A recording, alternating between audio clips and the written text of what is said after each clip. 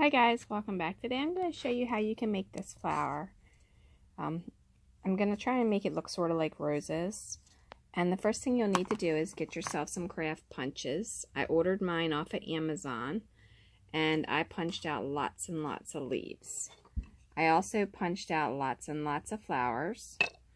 And here are some of the punches that I have, and then here are some of the flower punches that I have.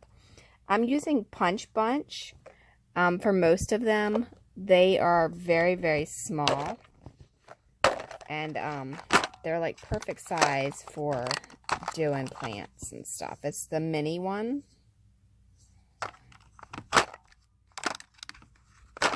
Lots of different leaves and stuff like that. For this flower here, I am actually using, let me see, hang on. Okay, so it's this one. Sorry, I didn't see it the first time around. And this one is not a Punch Bunch punch, I don't think, but it doesn't have a brand name on it. But anyway, that's that one, and it looks very similar to this one, so it may be this brand. I'm not really sure to be exact, but it's very, very tiny. I mean, as you can see, it's like very small. So here it is all punched out, and like to give you a size comparison, here is like a spool.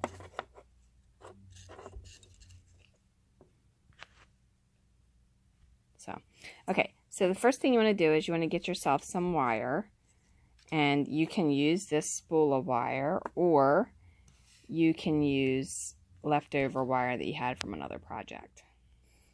Alright, once you have that wire, you want to go ahead and just kind of twist them together and leave part of it out on the left and part of it on the right, and do it at different angles. Okay, and what that's going to do is that's going to give you some branches of different sizes. Continue that, and you can even go off of this one and off of that one until you get something that looks sort of crazy looking like this. Alright, after that, you want to take your leaf punches, and today I'm just using 2 pieces of foam dish board, but you can use pretty much anything that's kind of squishy. Even a sponge would work. Alright, so I'm taking these and I'm going to curl them to where they look more realistic, like a plant leaf would be, rather than flat.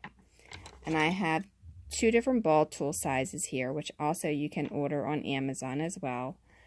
This is double-ended, and then this one is flat on the end with rubber, and then there's that.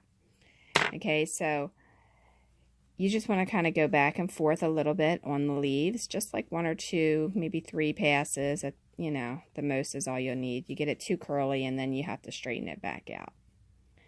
Okay, now that's with that one. Now I'm going to show you with a smaller one.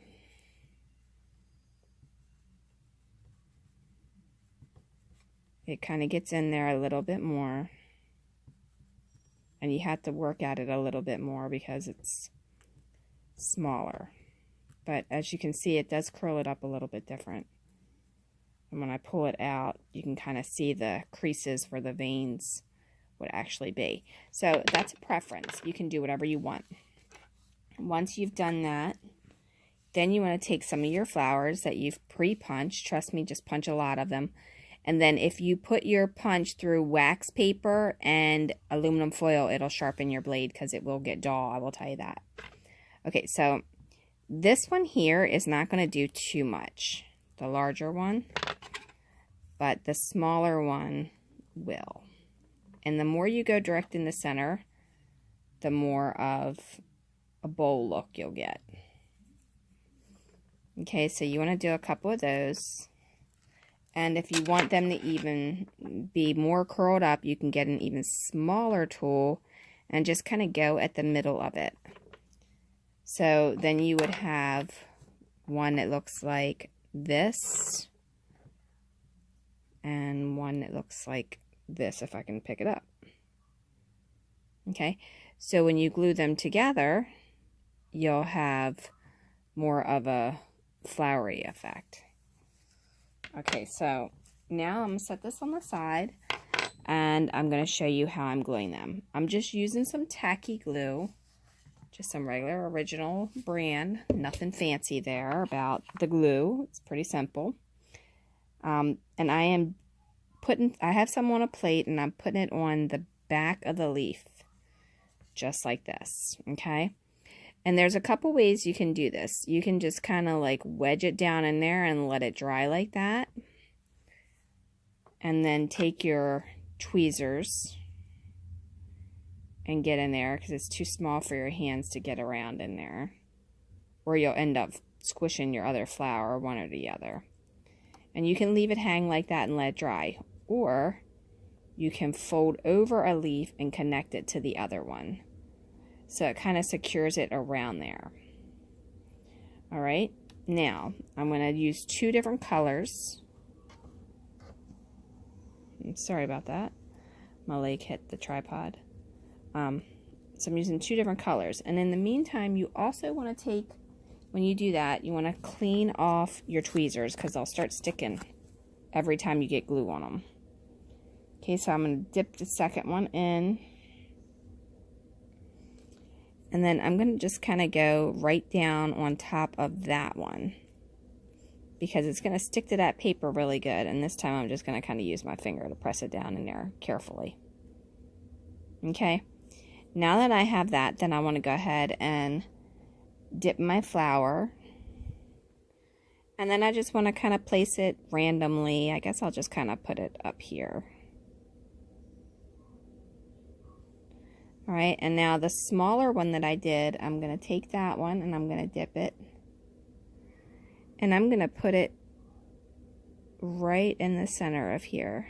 And I've got glue on the tweezer, so it's giving me a hard time. It wants to stick to it. Try to get it to where it's not exactly the same petal, facing the same petal. So you might have to turn it a little bit like that.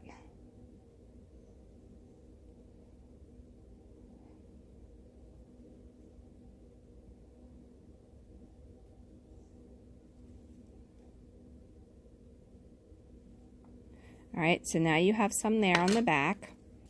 And how you can get rid of that, it will dry clear, but take some micro tip scissors. And what I do is I cut off down here. And then I cut the entire bottom off. And I make like a butterfly looking part.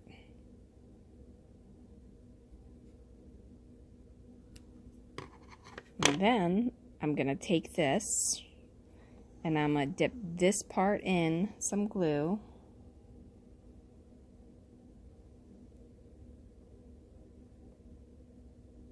And then once I have it in the glue and I've got enough one there, I'm just going to kind of put that around the back side of that.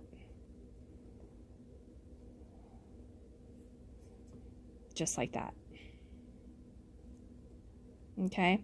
Now, of course, you can put the whole thing up there if you want, but it's all up to you how much you want to go in detail with it. But that's what it'll look like. And your flowers will flatten out on the first one because it's going to absorb the liquid. So you may have to go back over it again, like see how this one's fluffy, but then that one's not. So you might have to put one in the center of there. And, you know, that's pretty easy. You just go ahead and take your really small ball tool.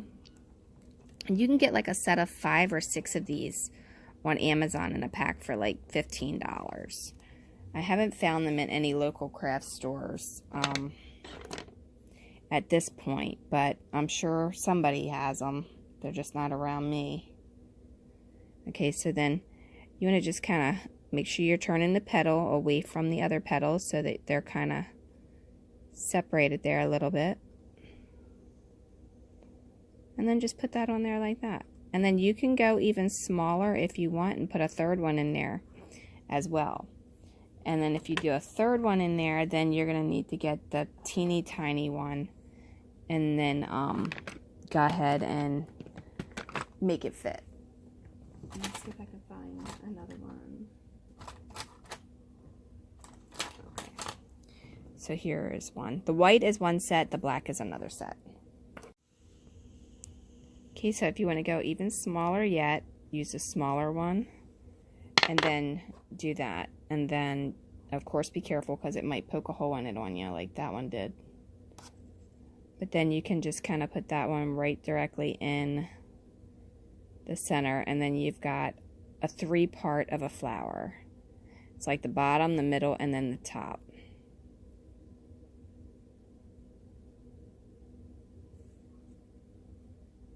Hopefully you guys can see that. But you continue that process throughout your entire plant, and then it'll be ready for you. And then you can put it next to your gazebo or wherever you want to put it. Alright, well, thanks for watching, and hopefully this tutorial for the roses was helpful to you. And like and subscribe, leave a question, suggestion, or comment below, and please share my page because we'd really appreciate that. And I love seeing all of your comments, so if you like this project, feel free to share your thoughts. Thanks a lot. Have a wonderful day.